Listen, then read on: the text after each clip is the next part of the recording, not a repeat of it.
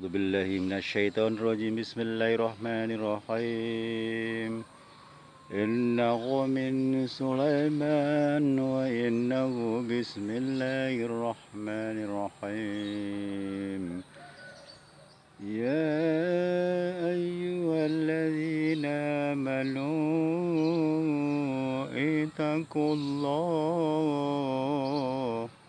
وأطيعوا الرسول أعوذ بالله من الشيطان الرجيم بسم الله الرحمن الرحيم. Assalamualaikum warahmatullahi wabarakatuh. Salam jumpa kembali untuk seluruh sahabat-sahabat YouTuber, sahabat media, serta para pemirsa dan seluruh para pendengar, para penggemar di seluruh tanah air Indonesia, di Jakarta, Jakarta Selatan dan sekitarnya. Di sini saya pribadi Bung Jepri selaku pembawa acara Radio RS yang ada di channel saya dan mengudara kembali untuk Anda dalam acara tanya jawab seputar dunia lain. Kali ini kami masih tetap ada di studio alam. Suasana memang redup dan hawa dingin, makanya saya pakai penutup rapat ya. Padahal suasana sudah menjelang jam 10 pagi, perasaan masih jam 6 pagi. Demi untuk kepuasan hati, permintaan seluruh para penggemar, para pendengar setia, saya tetap lanjut penuh semangat untuk membacakan atensi demi atensi yang ada. Kali ini saya akan bacakan salah satu atensi yang bernama Saudara Rido yang ada di kota Surabaya. Atensinya mengatakan, Assalamualaikum warahmatullahi wabarakatuh Bung Jepri. Salam kenal, salam senggol, salam silaturahim. Mohon maaf lahir batin Bung Jepri. Sebentar lagi akan memasuki bulan suci Ramadan. Supaya lebih abdul Bung Jepri ya, mudah-mudahan dapat melaksanakan bulan suci Ramadan, terutama kegiatan puasa Ramadan, mudah-mudahan bisa berjalan lancar hingga sampai akhir bulan Bung Jepri ya. Kembali kepada atensi saya Bung Jepri. Saya ini kan punya penyakit khusus Bung Jepri. Ya saya sih memang nggak mau terlalu jauh Bung Jepri ya. Jadi kronologinya seperti ini Bung Jepri. Pada saat saya sedang bekerja, memang kerjaan saya serabutan Bung Jepri di pembangunan. Saya ceritanya seret sama mandor. Sebetulnya sih itu bukan suatu selat ya Bung Jepri, hanya pendapat saja. Gara-gara masalah pembayaran ditunda-tunda, sementara semua karyawan memang membutuhkan uang ya buat keluarganya, sekalipun kita tinggal di situ di bedeng Bung Jepri, nggak pulang ke rumah. Minimal seminggu sekali kan harus pulang mengantarkan jatah untuk keluarga makan. Nah kalau misalnya tidak dibayar-bayar bagaimana Bung Jepri, berminggu-minggu hingga sampai minggu keberapa begitu Bung Jepri. Nah saya sebagai salah satu karyawan di situ Bung Jepri memberikan pendapat sama mandor, Pak tolong bicarakan apa adanya, kasihan nih karyawan-karyawan kan, bukan saja karyawan saja yang butuh makan tapi orang rumah bagaimana, sedangkan kami dibutuhkan tenaganya. Kalau kami tidak bisa makan gimana? Ibarat kata motor tanpa bensin mana bisa jalan, kan seperti itu Bung Jepri. Kita logika aja. Di situ seolah-olah mandornya itu tuh tidak terima Bung Jepri, menuduh ke saya karena semua orang nggak berani memberi pendapat, cuman saya aja. Tapi kan sependapat saya kan positif Bung Jepri. Pas hari itu hingga hari selanjutnya sama saya tuh sinis, mukanya asem, pokoknya nggak mau bicara dengan saya Bung Jepri, kayaknya marah gitu Bung Jepri. Entah kenapa tiba-tiba saya ngerasain sakit-sakitan hari kedua Bung Jepri. Setelah itu sakit itu tidak bisa, kayaknya nggak bisa kerja deh Bung Jepri. Akhirnya saya izin pulang untuk istirahat. Terus saya memanggil beberapa orang ya, katanya yang ahli agama Bung Jepri. Menurutnya sih katanya ini kiriman katanya. Yang saya rasakan adalah perut saya sampai ke pinggang Bung Jepri, tidak bisa ngapa-ngapain. Saya pulang aja diantar sama teman kerja, dipapah gitu Bung Jepri, karena saya nggak mampu jalan. Yang saya pikirin gini Bung Jepri, bagaimana saya bisa berobat ya? Kerja aja belum dibayar-bayar berminggu-minggu. Lantas menurut salah satu orang pintar mengatakan, emang nggak dibicarakan dulu bagaimana caranya nyari solusi supaya kita terbayar walaupun nggak full gitu, demi keluarga gitu, kebutuhan keluarga gitu. Bahkan karyawan ratusan, bayangin aja itu uang berapa yang ada di sana belum kebayar gitu. Lantas kata seorang ustadz, ya yang penting jaga sholat 5 waktu, mohon kepada Allah, serahkan semuanya. Ya cuma itu aja Bung Jepri.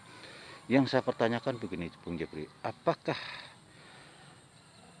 sakit perut dan pinggang hingga sampai saya sulit untuk berjalan ada kaitannya dengan orang tersebut yang merasa marah dengan saya Bung Jepri?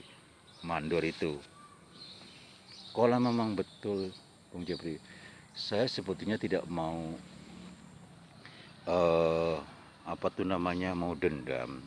Saya nggak sakit hati, saya ikhlas saja di hadapan Allah, yang penting saya bisa sembuh. Dan kenapa dia kalau memang benar, kok tega-teganya Bung Jepri ya? Padahal saya kan memberikan pendapat positif Bung Jepri. Kok saya langsung tidak terima gitu Bung Jepri. Ini yang membuat saya penasaran, apakah uang itu mandek, bahwa dari atas uang sudah turun tapi pihak mandor yang menahan, apa bagaimana Bung Jepri? Mohon solusinya Bung Jepri dan pencerahannya seperti apa Bung Jepri, supaya saya bisa aktif kembali, bisa lancar berjalan. Dan karena kebutuhan saya kan banyak Bung Jepri, kalau kondisi saya sakit begini bagaimana saya mau cari uang? Terima kasih atas timnya atensi saya Bung Jepri. Wassalam. Waalaikumsalam warahmatullahi wabarakatuh.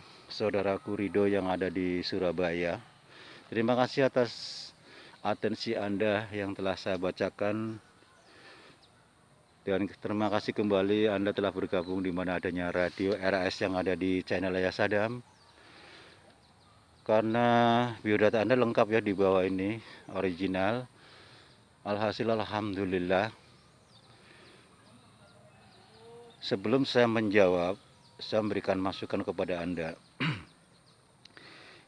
Sekalipun kita disakiti dengan seseorang tanpa sebab, sekalipun ada penyebabnya, namun Anda di posisi yang benar, Anda tidak usah kaget dan tidak usah merasa dendam ya.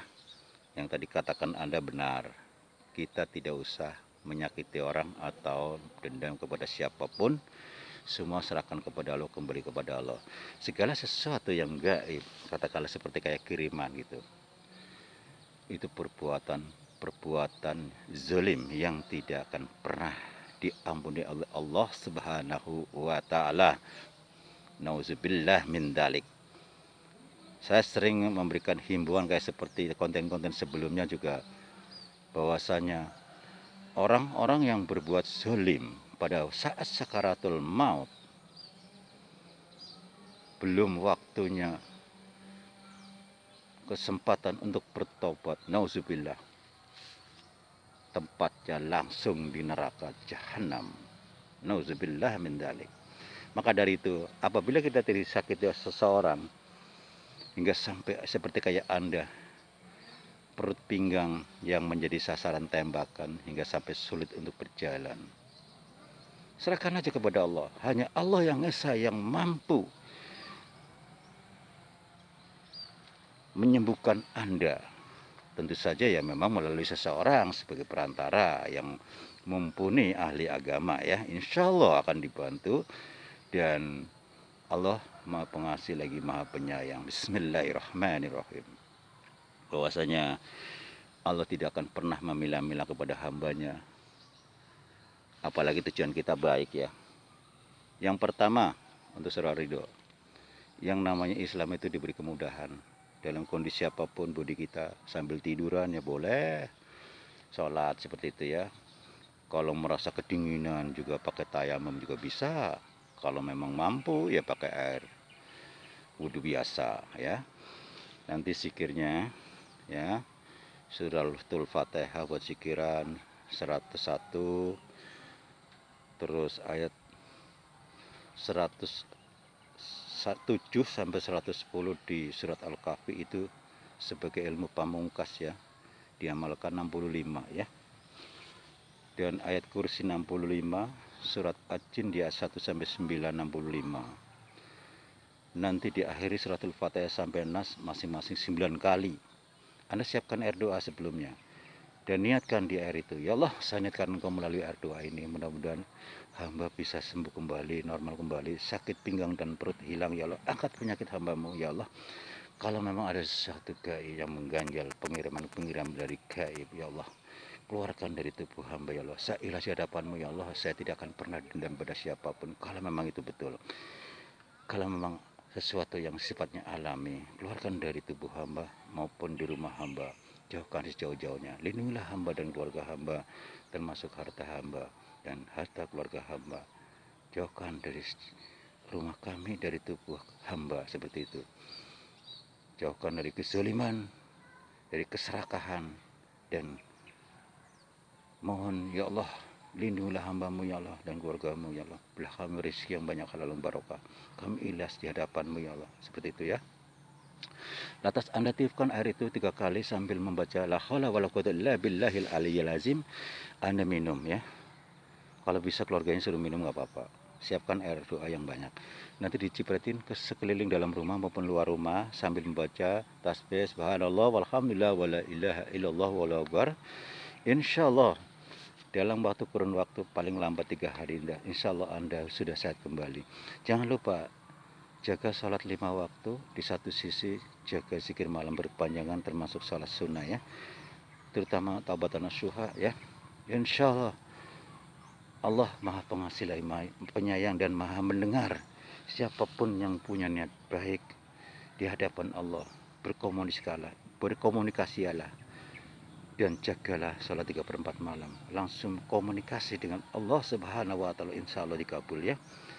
Kalau bisa memang kondisi baik ya, habis sisa sholat taubatan nasuha boleh sampai sholat hajat, sholat witir, kalau memang kondisinya baik ya.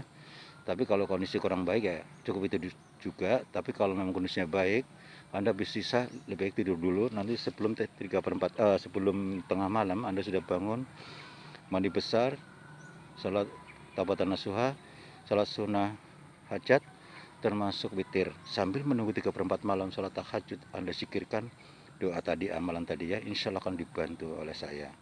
Ini biodata original Anda ada di bawah ini ya. Jangan lupa di surat Al-Kahfi ayat 107 sampai 110 itu ilmu pamungkas. Insya Allah kalau sudah disikirin, Anda udah hafal di luar kepala. Nanti apabila ada sesuatu yang mengganjal, kira-kira mengganggu kenyamanan Anda sering buat sikiran, mau sambil duduk ya, sambil jalan, tidak ada masalah ya. Insya Allah kan aman. Yang penting ikhlas di hadapan Allah ya. Demikianlah saudara Ridho yang ada di Surabaya, mudah-mudahan Anda puas atas pencerahan dan solusi dari saya. Demikianlah saudara pendengar yang berbahagia di seluruh tanah air Indonesia, di Jagakarsa, Jakarta Selatan, dan sekitarnya. Karena waktu jadwal kami harus turun dari udara, insya Allah kita jumpa lagi di waktu yang sama dengan acara yang sama, tanya jawab seputar dunia lain. Apabila salah-salah kata, baik sengaja dan tanpa sengaja, saya pribadi mohon maaf. Wassalamualaikum warahmatullahi wabarakatuh. Ihdinas siratal mustaqim.